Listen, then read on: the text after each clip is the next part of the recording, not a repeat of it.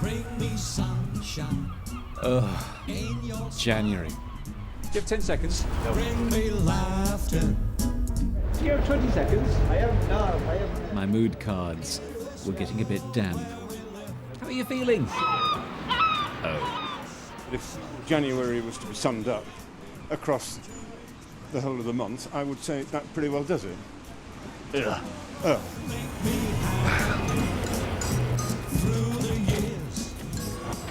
It is, for many of us, not the happiest time of year. So, we've embarked on a little experiment. First, we found some volunteers from all walks of life.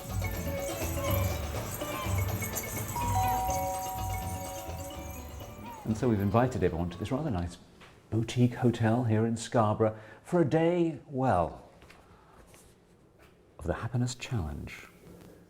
So if you folks would just like to sit around wherever you choose. And running our happiness clinic is the boss of a new charity, Action for Happiness. No, you sit wherever you like, that's absolutely fine.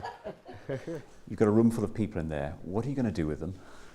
Well, today's all about happiness. We're going to be taking this wonderful mix of people we've got from all walks of life and talking to them about happiness. What does it mean to them? How happy do they feel at the moment? And we're going to be asking them to do some pretty interesting things over the course of the next week and as well as today. The topic we're going to be talking about today is happiness.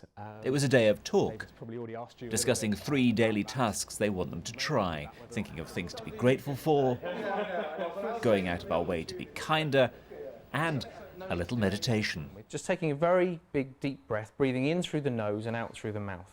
The central idea is we can learn to be happier.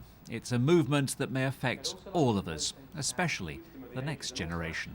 We will see a radical change in schools in the next 20 years, where schools become as concerned with the development of character and the inner self as of brain power and the ability to pass exams. We need to empower people with an idea that the basic thing we should be thinking about is how to produce more happiness and less misery. I'd never thought about it, but I think I'm happy. Great. And at the end of day 1 of discussing happiness, our volunteers, while perhaps not much happier, were certainly thoughtful. You think this could be useful? Absolutely, yeah.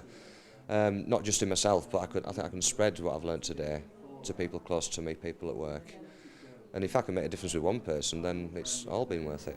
I think it lagged for a while. And Carol, our medical secretary and belly dancer, was a bit tearful.